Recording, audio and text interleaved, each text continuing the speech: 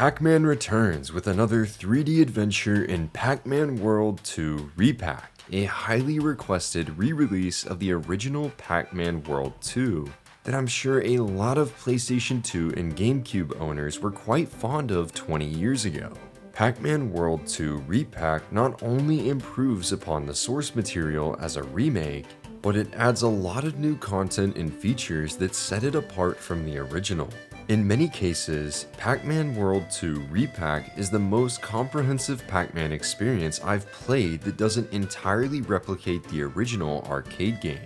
Pac-Man World 2 Re-PAC isn't the most story-driven game, since the focus is more on platforming fun and the collectathon nature of it, but it does offer enough of a narrative to make it all make sense. The game begins with the ghosts sneaking into Pac Village, the game's main hub, to steal the golden fruit. In the process, they free the powerful Ghost King Spooky, who threatens all of Pac-Land with his magic. As Pac-Man, players are tasked with retrieving the golden fruit and putting an end to Spooky, the same premise of the original Pac-Man World 2. Fortunately, there's more to this that makes Pac-Man World 2 Re-PAC a really fun platformer, regardless of skill level.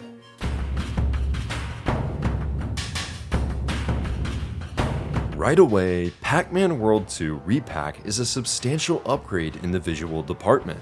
Pac-Man World 2 Re-PAC is very vibrant and brings this game's rendition of Pac-Land to stunning clarity. Each area looks colorful and accurately detailed without losing the cartoonish charm of the original game. This was undoubtedly true in the Nintendo Switch 2 version as well, which has quality and performance modes.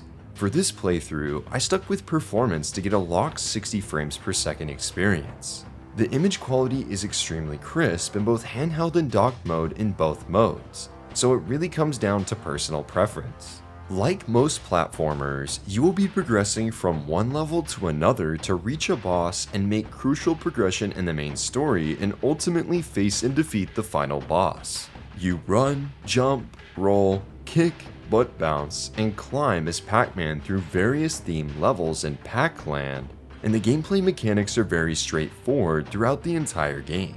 I really enjoyed the level variety, despite how predictable it can be for a platformer. The volcanic levels were a little frustrating, but the game still manages to be fun thanks to how powerful Pac-Man feels. Some levels will even throw in ice skating, inline skating, and swimming, making it feel like an adventure through and through. Pac-Man World 2 Re-PAC also retails the original game's difficulty settings and the adventure mode difficulty, while fairy mode offers a child-friendly difficulty where fairies assist Pac-Man from damage and game overs. If you're watching this review, you will more than likely pick adventure mode, and I think that difficulty mode does a good job of offering a challenge in the late game levels for the most part. Pac-Man World 2 Re-PAC is a very easy game overall, but you will notice the difficulty spike near the 4th area or so.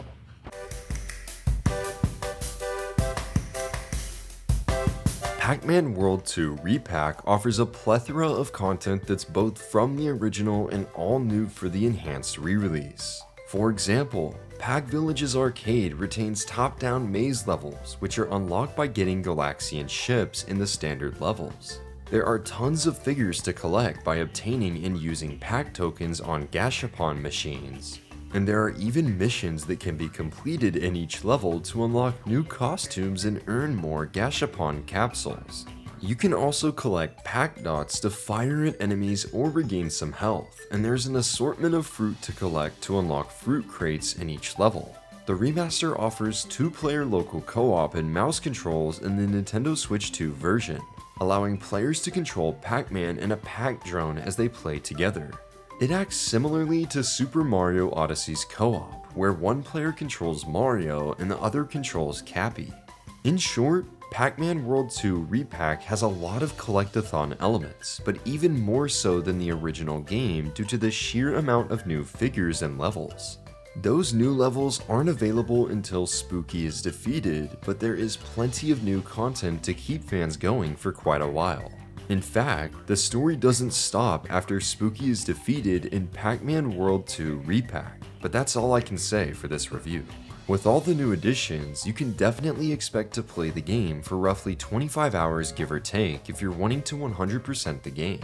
There's a lot of replay value here, especially since you can play time trials on previously cleared stages to set a new record and unlock some more rewards. For a 3D platformer, this amount of content is definitely respectable, and it all feels easy to pick up and play.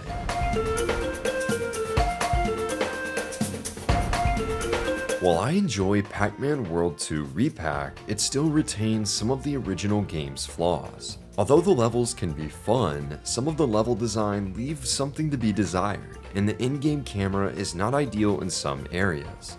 Despite the full rotation the camera controls give you, Pac-Man is an expressive character with moves and animations that I think would be perfect in an adventure game of a bigger scale, such as Nintendo's Donkey Kong Bonanza, rather than a strictly level-based game.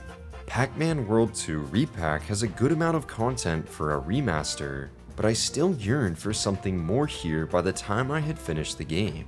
The game experiments with different kinds of gameplay, such as submarine battles and the aforementioned ice skating, but you only get that for minutes out of the many hours you can potentially sink into this game. I unfortunately can't comment on the new Sonic the Hedgehog collaboration content either, as that's set to release this winter. The addition of voice acting in Pac-Man World 2 Re-PAC is one I definitely commend, as it makes the world feel more believable in a game sense. Though I do wish there were voice lines for the characters back in Pac Village, since there are quite a number of NPCs in town. I do enjoy the voiced cutscenes especially, and there are plenty of voice actors and actresses you will recognize from other games here too.